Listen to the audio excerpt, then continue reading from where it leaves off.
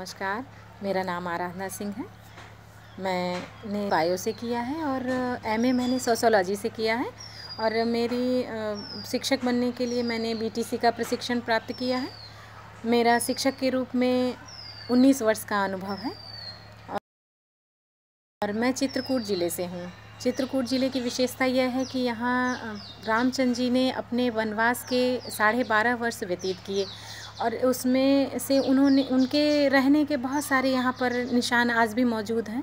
कामदगिरी पर्वत पर उन्होंने अपना आश्रम बनाया था, इसलिए उस कि कामदगिरी की परिक्रमा करने की मान्यता है कि उनसे हमारी मनोकामनाएं पूरी होती हैं। वो 5.5 किलोमीटर की उसकी परिक्रमा है और यहाँ पर लक्ष्मण पहाड़ी है जिस पर लक्ष्मण जी बैठ करके और पहरेदारी करते थे। रामचंद्र जी और माता सीता को किसी भी प्रकार का विघ्न न पड़े, इसके लिए वो वहाँ पर बैठा करते थे।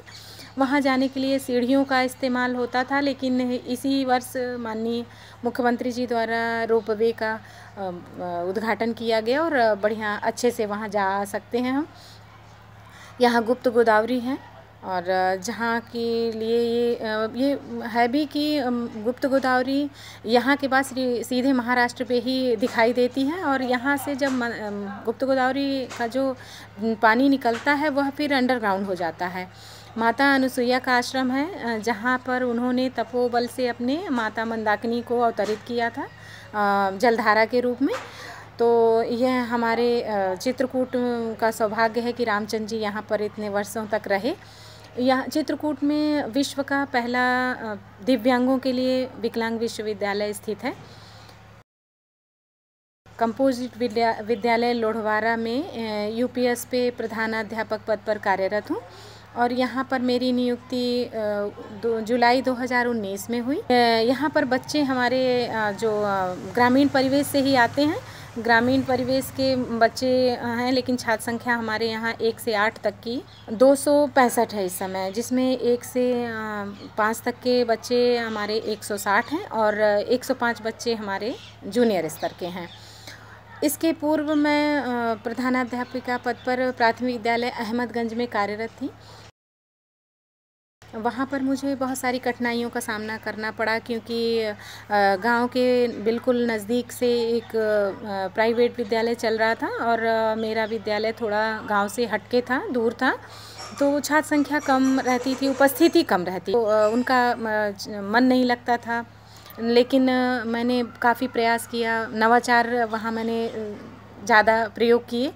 मैंने रीडिंग कॉर्नर की स्थापना की जिस पे परिवेश से ही हमारे कंकड़, तीली, पत्तियाँ, पक्षियों के पंख बच्चों के माध्यम से ही मैंने एकत्र करवाने शुरू किए, जिससे गणितीय संक्रियाएं और संख्याओं का बोध बच्चों को होता था। गीत, कहानी, कविताओं के माध्यम से मैंने शिक्षण कार्य प्रारंभ किया, तो उसमें बच्चों को रुचि मिली, रुचि से बच्चे पढ़ने लगे और वहाँ उपस्थिति भी बढ़ी और ठहराव भी बढ़ा बच्चों का और अगले वर्ष की हमारी छात्र संख्या में भी काफ़ी इजाफा हुआ।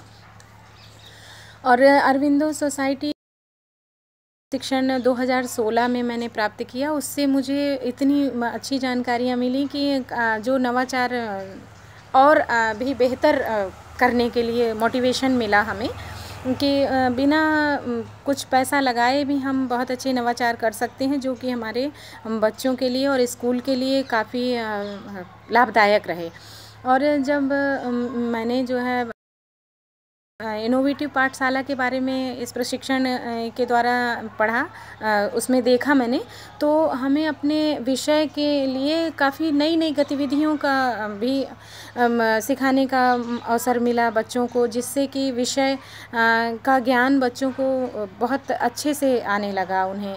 और जो गतिविधियों का समावेश विषय में हमने किया तो हमारी जो शिक्षण विधा में काफ़ी इजाफा हुआ और प्रशिक्षण से काफ़ी फ़ायदा मिला, जो कि जो भी गतिविधियां हमारे दिमाग में थी उसको बच्चों के साथ किस तरह से हम अप्लाई करें बच्चों के साथ। उसके लिए हमें सहायता मिली और ऑनलाइन पढ़ाने के तरीके भी हमें सीखने को मिले, क्योंकि कोविड-19 के कारण जो बच्चों का विद्यालय ना आना और उन्हें उनकी पढ़ाई जारी रखने के लिए जो प्रयास कर रही है गवर्नमेंट भी कर रही है, तमाम संस्थाएं भी कर रही हैं और विद्यालयों से हमने भी प्रयास किया।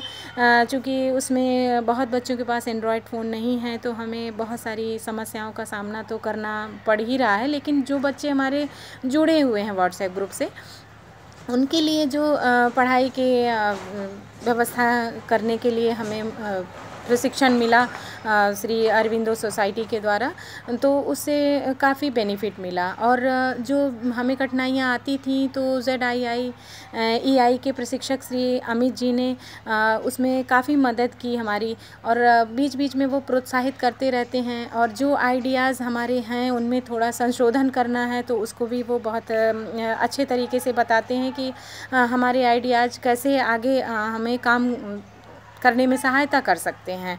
और जो भी समस्याएं हमें विद्यालय की या पठन पाठन में आती हैं और नवाचार में आती हैं, उसको भी बहुत अच्छे से वो सॉल्व करते हैं।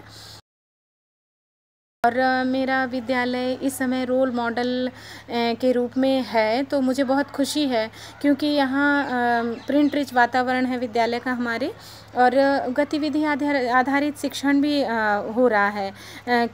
सारे अध्यापक हमारे बच्चों के साथ मिल करके तरह तरह के TLM भी बनाते हैं और बच्चों को सिखाने के जो गीत कविता के माध्यम से तरीके अपनाते हैं, गतिविधियाँ काफ़ी कराते हैं। और जो जहाँ पर हमारे विद्यालय में जो टीचर हैं वो एक सुगमकर्ता के रूप में कार्य कर रहे हैं। बाल केंद्रित शिक्षा हमारे यहाँ चल रही है, इसलिए विद्यालय को रोल मॉडल यदि बनाया जाता है तो मुझे बहुत खुशी होगी। और मैं श्री अरविंदो सोसाइटी और HDFC बैंक को यह मंच प्रदान करने के लिए धन्यवाद देती हूँ। धन्यवाद।